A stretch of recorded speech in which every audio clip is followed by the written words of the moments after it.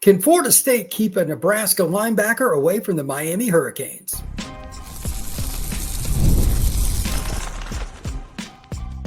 You are Locked On Seminoles, your daily podcast on the Florida State Seminoles. Part of the Locked On Podcast Network, your team every day.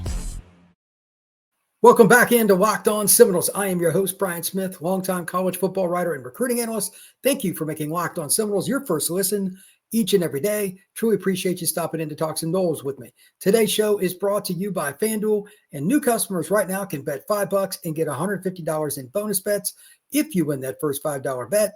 Just visit FanDuel.com to get started. Today's show is going to discuss the portal windows, why they are where they are, because there's a lot of discussion points about this around the country. Why is there two? Why is one at the end of the semester, then the next semester as well? We're going to discuss that. A couple of guys that Florida State has missed out on in the portal, some key wide receiver targets. But first off, we're going to talk about a linebacker that is in the portal that's going to visit Miami this weekend, and he's also potentially going to visit Florida State, or is he? His name is Mikai Gbayor. I'm probably mispronouncing that last name, but Gbayor. He's an inside backer that's a very effective player. And quite honest with you, I think this is the kind of guy that you have to make a decision. And it brings up a whole nother spectrum of questions with NIL and the transfer portal being combined. Here's what I'm talking about. Before I get into this kid, and he's a good football player. He's a really good football player. How much priority do you put into this position? Because linebacker is not typically one of the most important positions on the field. And quite frankly, it's probably one of the least. But it's a new defense. And linebackers typically do set the defense right before the snap, setting adjustments, moving guys around, making play calls.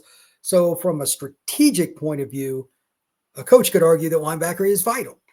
It's a really intriguing aspect to that. And with it, how much money do you dump into the position overall? And as a sub point, you've already gotten one guy, Stephon Thompson. We discussed him yesterday on Locked On Seminoles. Check that out on the YouTube page. I've got a special tab just for the transfer portal, and I've also put it up on all the other different places you can download, like Apple, Spotify, etc. Here's the question, though: do you really put in a bunch of money into a guy? Because Miami's they're going to drop a bunch. I mean, that's what they do. They have more NIL money than most programs because you got one guy, but Gbayor is probably better. Just going by the stats, etc. What do you do with that? It's a really interesting question. And I'm going to ask, I've got three questions in general, but one I'm going to ask right now, then I'm going to ask it again after I give the stats in the background to Mikai, because he is a really good player. And Florida State, obviously, for anybody that follows the program, needs linebacker help in 2025. They're pretty young. Having a veteran that could come in, help show the younger guys like Nicholson and some of these other players that are coming up the ropes, hey, this is how you do it. This is why this check is this. This is the language. This is why. Vital. Having two guys, though, would be enormously helpful. So this is what I've got here for you on this question. Does the fact that they took Stephon Thompson, he's the guy they got from Nebraska, impact getting Mikai Gbayor? Because if you get two, obviously it's better. But A, you're spending more money. And B, again, since Miami's involved and he's busy, I believe Monday, I could be wrong on that. This is a kid that you're going to have to throw some cash down for. He's started more than 10 games. He knows Tony White's system. And I don't know what level Florida State's after him. I just know they've been involved in some capacity. How much at the time of this recording when I did it on Sunday, early afternoon, I'm not sure. But I'm very interested to see it. Now, again, the question, do you really make an effort after getting Stephon, because he could probably start for, he's not as athletic, but he's a big body kid, 6'1", 240. Mikai's 6'2", 230, runs a little better. He was the starter. I think it's interesting on that point. I'm going to come back to that in a little bit. But anyway, here's Mikai's stats. He had 15 starts over the last couple seasons. Again, 6'2", 230. The last four games, I find it interesting, his defensive grades. These are just overall by Pro Football Focus. UCLA, 74.6. Southern Cal, 70.7. Wisconsin, 70.5. Iowa, 73.3. very steady player. So overall, these are his grades for the season. Run defense, 80.9. Pass defense, 64.8. His ability to tackle, 70.8. Pass rush, 64.9. And total defense, 73.9. Again, those are from Pro Football Focus. Total tackles, 47. He only missed 6 on the season. And a key, I love this stat by Pro Football Focus. He had 23 stops. Now, what is a stop? It means he made a play at or near the line of scrimmage and basically puts the opponent behind the chains. That changes the game plan. That changes the course of the personnel. It's everything. When you make those plays, they're vital. He had 23 of them according to PFF. As far as best games, he also had good competition that he had his best contests against 6 tackles against Colorado, 6 against Illinois, 5 against Purdue, 5 against Southern Cal. So all P4 programs. That's a good sign. Is he an unbelievable player? Not necessarily, but again, a key stat here. Now, if I hadn't dug into PFF, I wouldn't have known this. His pass rush grade's not bad, 64.8 for an inside linebacker. That's pretty good. Is he dominant in pass coverage? No. But in the 3-3-5, you're going to give up something. They're generally going to be better against the run. But if you put teams behind the sticks, especially with the kind of talent that Florida State's been recruiting to the secondary and having, not one but 2 DB coaches that are established, and Surtain's one of them. I have total faith in him by itself. You should be pretty good. So I imagine, again, Mikai Gbayor is probably going to command quite a bit of money. So I'm going to come back to that question from a moment ago. Does Florida State just make a normal offer to Mikai because they already got Stephon Thompson coming in from Nebraska? And I guess secondarily to this, does it impact it at all that Miami may get him and you're going to play with him or against him? These are kind of situations that you could use any player, and Florida could be thrown into this mix too. Do you at least ask yourselves in the meeting room, how do I say this? Athletic director, the GM of the program, and the coaches get together. Hey, this is what we think he's worth. But if this kid goes to and fill in the blank for either one of these 2 schools, Florida State is going to compete them. Clemson, I know they just started getting in the portal a little bit. Florida, Miami. I think those 3, you really want to see your players not visit those schools. But if they do and you're competing, you may have to spend more. But you got to put yourself in that box and say, do we spend more not only to get a good player, but to keep them away? You're not going to admit that publicly necessarily, but I'd imagine that's a conversation piece that from a pride perspective, it's part of it, but you just don't want to play against them. Now that Clemson's got into it a little bit, I saw something, they had a guy visiting, I forget which kid it was, so I had to stop there. Like, wait a minute. Oh yeah, Clemson too. If Clemson starts paying NIL, that program will immediately be a top 10 program consistently again. It's a good enough coaching staff. So keep that in mind. Next, how much does Florida State want to spend on linebacker in general? This is probably the hardest question for me of the 3 I'm going to ask because we haven't seen Tony's version of the 3-3-5 in Tallahassee. You can watch all the film you want of him coaching them at Nebraska, and that's fine. But you can get a different level of athlete for the most part at Florida State, especially locally. South Georgia, South Alabama, and just North Florida. If you could only recruit those 3 areas, Florida State could have a top 15 linebacker unit every year. Jacksonville to Tallahassee to Pensacola, schools like Enterprise and Dothan and just all the southern Georgia program. Just the bottom third of Georgia, bottom third of Alabama, and basically the I-10 corridor, you could have a top 15 linebacker group. Is it worth it? And maybe even more so, though, because you're running a 3-3-5, and there's more on the linebackers, generally speaking, when you got a 3-man line in front of you, because take it on more guards, it's more pounding. What's the deal there? Do you want to spend more money, be a little more concerned about how you spend your allotment at NIL? I think it's debatable. What do you say? Finally, again, would Florida State offer more money if a kid may go to Florida, or to Miami?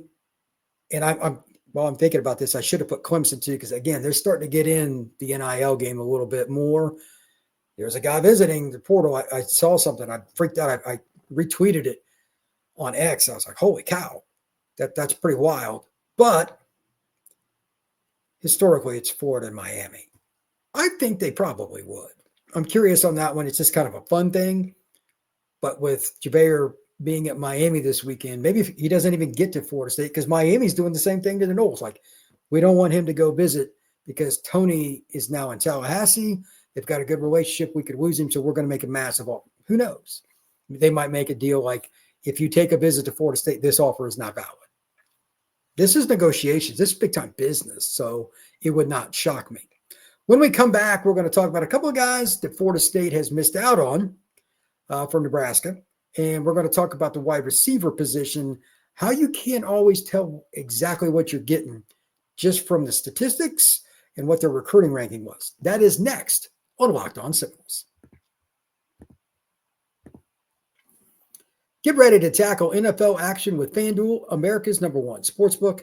Right now, new customers can bet $5 and get $150 in bonus bets if you win. The FanDuel Sportsbook app gives you everything you need to place live bets on the NFL all in one place. So when you get a hunch in the middle of the game, you can check out the latest stats, view live play-by-play, and so much more on the same page where you place your bets. Just visit FanDuel.com to join today. You'll get started with $150 in bonus bets if you win your first $5 bet. That's FanDuel.com. Never waste a hunch and make every moment more with FanDuel, an official sportsbook partner of the NFL. Florida State looked at several different guys from Nebraska and probably will continue to do so. There's a guy that's an underclassman that I haven't profiled yet. I probably will sometime in the next day or two. But right now, this is the key thing that this surprised me. This is very unfortunate. Jamari Butler, defensive end, was going to be a 6-year senior. He's a kid out of Mobile. A lot of those kids have ties to LSU, and it's just as close to LSU as it is to Florida State from that point. It's almost halfway to each spot. He committed to LSU this weekend. 6'4", 6'5", 260, experienced player. He was going to visit Florida State. To my knowledge, that's not going to happen now, but you never know. As I noted on Saturday's show here at Locked On Seminoles, when it comes to recruiting visits, it's a little more ironclad. You visit school X, this is the days. It's more set.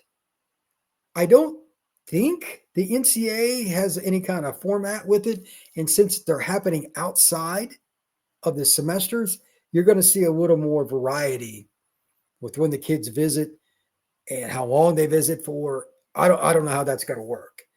So maybe he still visits, maybe he doesn't, but he's also got to get his classes and everything lined up at LSU as a grad student. So it'll be interesting, in my opinion, to see what happens there because, to be honest, again, Jamari Butler is a good football player. Getting a 6th-year senior that knows Tony's system would be huge. Maybe Florida State backed off, but I'd be surprised. I have not heard that. And again, he committed to the LSU Tigers. Also, Prince Will Omen Mielen, another defensive lineman / outside linebacker, big body guy. His brother had played at Florida, then transferred to Ole Miss. Well, now he's played for Nebraska and is transferring to Ole Miss. That's a guy that there would have been some noise with Florida State. He is not going to end up playing for the Noles. That puts another point in perspective, because I'm sure that those of you who follow this are already asking on the screen before I say it, so I'm going to get to it. If those two guys are truly off the board and they're not going to even visit FSU, and maybe there's somebody I don't know about out there as well, Florida State has a massive need at defensive end, not only because they're changing the scheme, they just need numbers. Paramount, in my opinion, that they get not only a couple of good ones, one of them needs to be one of the Nebraska guys. Again, I am massive on the point of continuity. Tony White's scheme is completely different than what has been in Tallahassee for years. It's not only a 3-man line, it is more complex at the second level and to certain degrees on the edge. How far out you line up, 2-point stance, 4-point stance, different fronts. It's going to be a lot of install in the spring. It would be super helpful if at every single layer of the defense, there's somebody that came in, even if it's a reserve, to help out. If they could get, potentially at least, and he's supposed to visit, but so was Jamari Butler, if they could get James Williams He's going to visit early this week, barring something unforeseen. It would be massive, not only because he can get after the quarterback. He had over 5 sacks, very twitchy. He's got 2 years. He fits the profile to a T. He could probably play one of the down spots, but he was used in the jack spot at Nebraska, a.k.a., for those of you that are old school like me, the Lawrence Taylor position, the spot on the outside where you stand up and you just go after the QB, Quentin Corey out, those kind of guys. That's what he is. I think that would be massive for Florida State. And again, the numbers are dwindling here to not only fill the spot, but to get somebody from Nebraska that knows it well, that knows what it's like to drop into coverage on zone fire or something like that.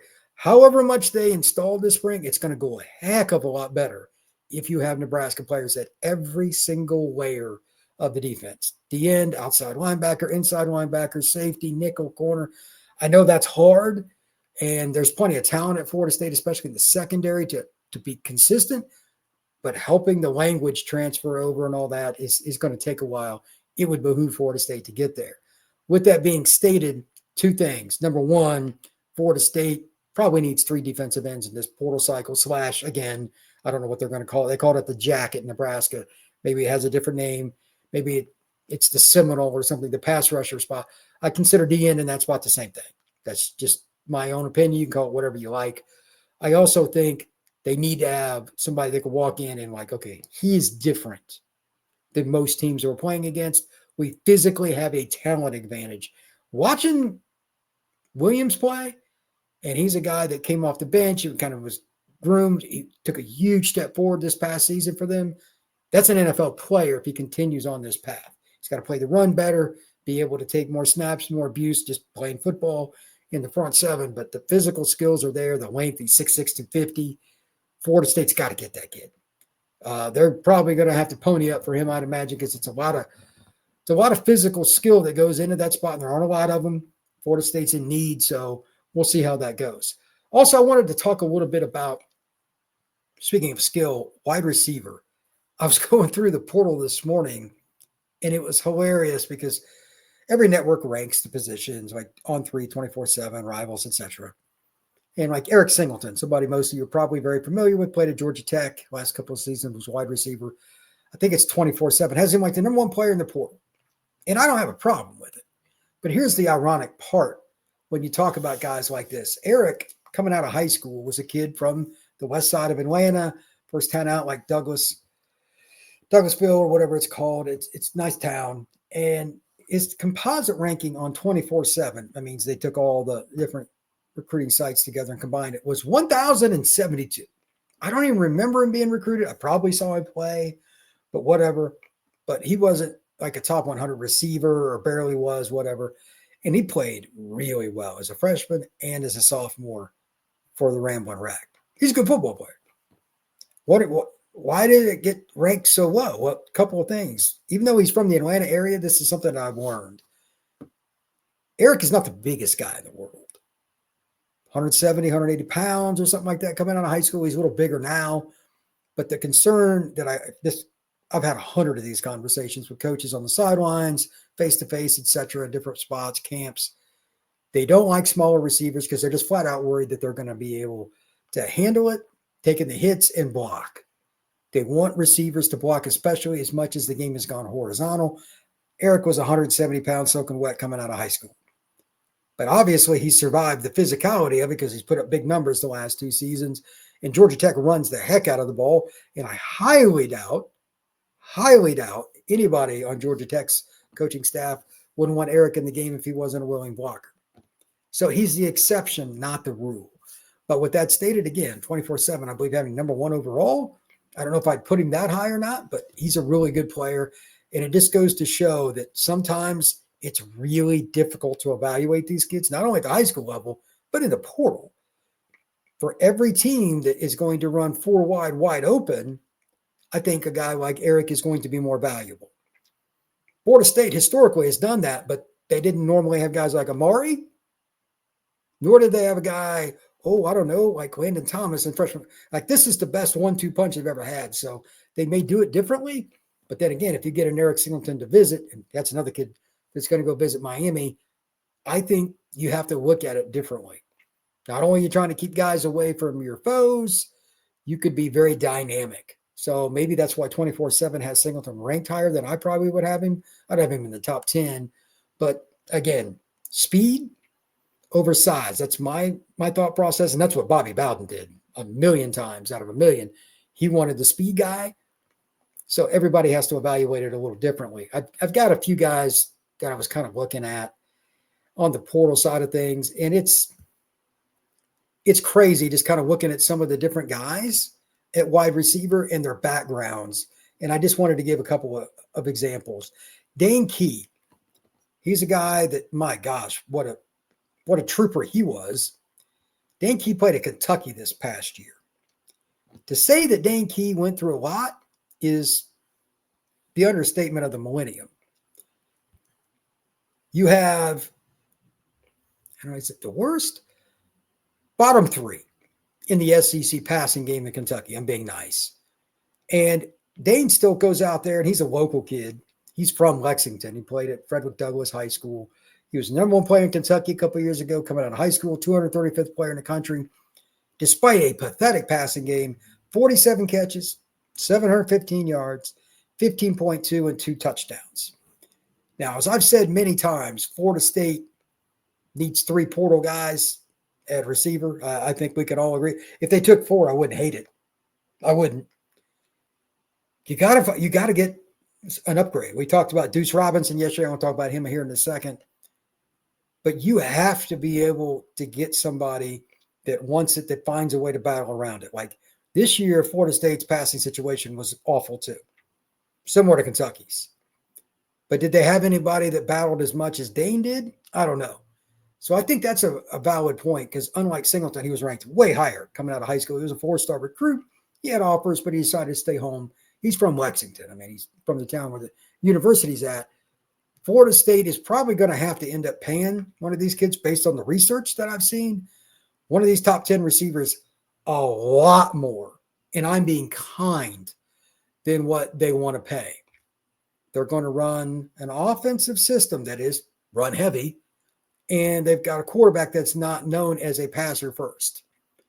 But yet your receiver room is just a hot mess. You don't know what's going to happen with it yet. How do you get involved with the elite players? Well, I can tell you, you recruit them like you would any other time, but it's going to come down to money. I'm curious now, the more I look at this, if Florida State has to go out there and just absolutely lay a bag to get one of these guys. Because if they just go after a handful of guys that are okay, the more I think about it, I don't think that's going to work. They need a Deuce Robinson. I think, to me, you'd be the top receiver for me. He's 6'6", 220, and that fits what Norvell likes to do anyway. But, not everybody has to be Johnny Wilson either.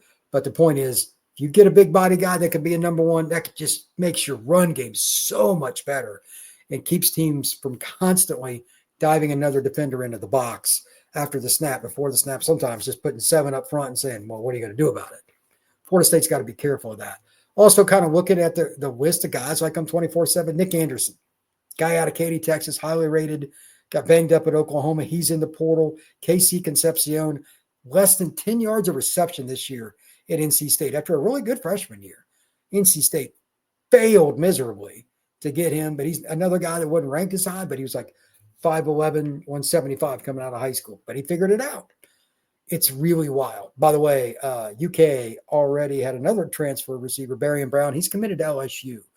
They're dropping some serious cash. That's going to be a team that Florida State competes with a bunch. Another guy that I thought Florida State might take a look at, Kevin Coleman. He was a big-time recruit, ended up transferring around Mississippi State. Now he's going back home. He's from St. Louis to Missouri. I was kind of wondering if they would look at him. Wouldn't be surprised at a bunch of these guys. Mississippi State also lost Mario Craver, slot receiver. Florida State needs a slot. There are a lot of really athletic guys in the portal already at the receiver position. And to be honest with you, I think Florida State would do quite well to get one of these guys, even if they haven't produced a ton, because Gus's offense really relies on that kind of player. You got to be shifty. Somebody catch screens, run reverses, and run go routes and post routes. His offense will stretch the field, guaranteed. When we come back, I'm going to talk about the transfer portal windows overall, why they are where they are, and despite everybody complaining, there's not really a good way to fix this. That's next on Locked On Seminoles. It's that time of year. The college football playoff is back.